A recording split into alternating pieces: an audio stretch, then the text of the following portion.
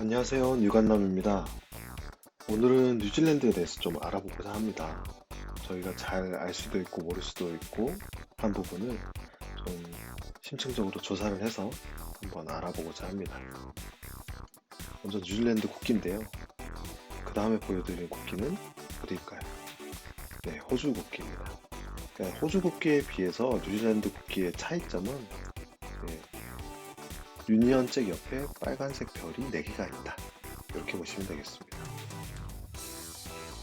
그리고 뉴질랜드를 상징하는 국장, 이 나라를 상징하는 모양이죠. 백인과 마오리족이 마주보고 있는 이렇게 국장이 형성화되어 있습니다. 뉴질랜드는 마오리어로 아오테아로아라고 불리고 있습니다. 위치는 남위 41.15, 동경 172.6, 그래서 저희랑 반대인 남반구에 있는 국가고요. 면적은 26만 7,710제곱킬로미터, 한반도의 크기 약 1.2배, 그리고 수도는 웰링턴, 최대 도시는 오클랜드, 그리고 영연방 국가 중에 하나입니다.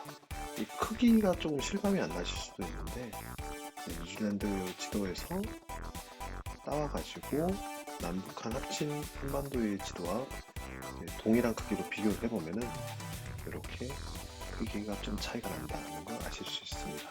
그래서 한반도의 약 1.2배 정도다. 남한의 한 2.5배 가까이 되는 걸로 알고 있습니다. 그리고 대한민국에서 뉴질랜드까지 가는 거리는 대략 한 10,000km 가까이 되는 9,595km가 걸리고요. 시간은 한 12시간 25분 정도 걸립니다. 그리고 시차는 4시간인데 서머타임이 진행되고 있을 때는 3시간 정도로 보시면 됩니다. 그리고 뉴질랜드가 저희 대한민국에서는 되게 먼 나라라고 생각하지만 많은 분들이 호주랑 되게 가까운 나라라고 생각을 하시는데 호주에서 뉴질랜드까지는 거리는 2,000km가 넘습니다. 서울 부산을 한 5번 정도 왔다 갔다 해야 되는 거리고요. 그 다음에 걸리는 시간은 비행기로 3시간이 넘습니다. 그래서 호주 바로 옆에 뉴질랜드는 아닌 거죠. 뉴질랜드의 기후에 대해서 한번 알아보면 남반구에 있는 나라이기 때문에 저희랑 반대입니다. 사계절이. 그래서 뉴질랜드 같은 경우는 여름이 12월에서 2월, 겨울이 6월에서 8월입니다. 그리고 평균 기온 자체도 조금 차이가 있는데 여름 기온은 그렇게 차이가 나지 않는 걸로 보이지만은 겨울 기온은 뉴질랜드 같은 경우는 평균 섭씨 12도에서 16도. 근데 대한민국 같은 경우는 섭씨 마이너스 6.9도에서 영상 3.6도 정도로 하고 있는데 나라가 이제 남북섬으로 나뉘어가지고 쭉 길쭉하게 펼쳐진 나라다 보니까는 이제 온도의 차이가 있습니다만은 지금 10월 24일 기준 이제 전국 온도이기 때문에 저희로 치자면 지금 늦겨울 정도 되는 거거든요. 그런데 대략적인 기온이 한국보다는 훨씬 더 따뜻하다 하는 걸 보실 수 있습니다. 그래서 최북단 지역은 여름에 아열대 기후성으로 많이 나타나고 남섬 내륙의 고산지대는 겨울에 수온제가 영하 10도까지 돼요. 그래서 서한 해양성 기후이기 때문에 대부분 지역이 따뜻한 편이고 저도 그렇게 느꼈으니까요.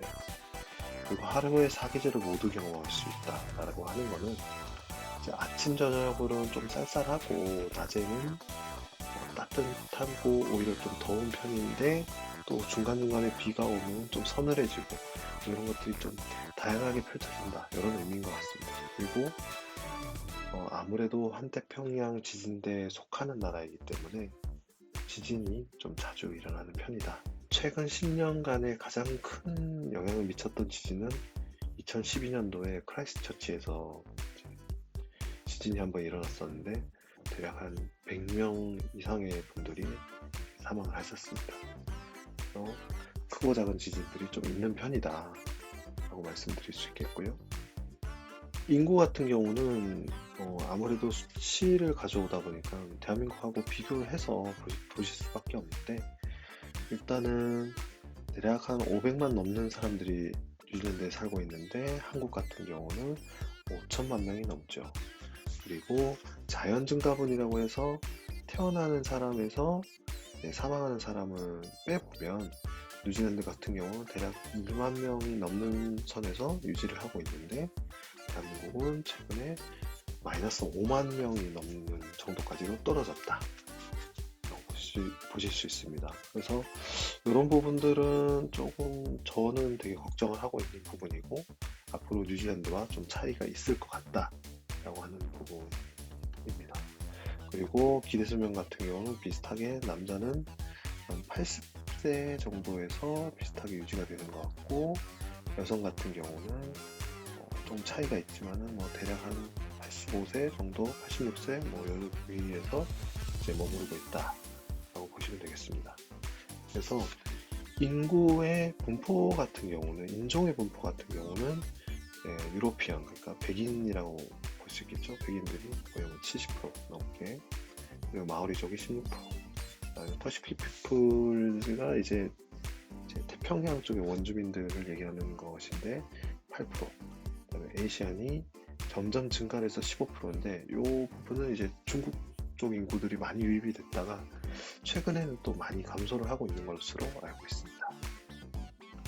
그리고 뉴질랜드의 산업 같은 경우는 비교하기 쉽게 대한민국과 비교를 해보면 2020년에 대한민국 같은 경우는 국내 총 생산이 1조 6천억 달러 정도 되는데 뉴질랜드 같은 경우는 2천억 달러 정도입니다. 하지만 인당 GDP는 오히려 뉴질랜드가 높아서 대한민국은 3만 달러 조금 상회하는 수준, 그런데 뉴질랜드는 4만 달러로 상회하고 있습니다. 이게 이제 인구 대비이기 때문에 또 이런 차이도 생기겠지만은 1차 산업, 그러니까 낙농업이 이제 분류되는 1차 산업에서 이 산업이 조금 고부가 가치 산업이 아닌가라는 생각을 하고 있습니다. GDP 성장률은 이렇게 조금 차이가 있지만은 아마 2020년 같은 경우는 코로나 때문일 수도 있고요. 수출 수입하는 것도 비율은 비슷해 보이는데 이제 그만큼 경제 규모가 좀 차이가 있다라고 보시면 됩니다. 실업률도 비슷한 수준. 하지만 물가 지수는 2010년도 대비해서는 훨씬 더 이제 뉴질랜드의 물가가 많이 올랐다라고 보시면 됩니다.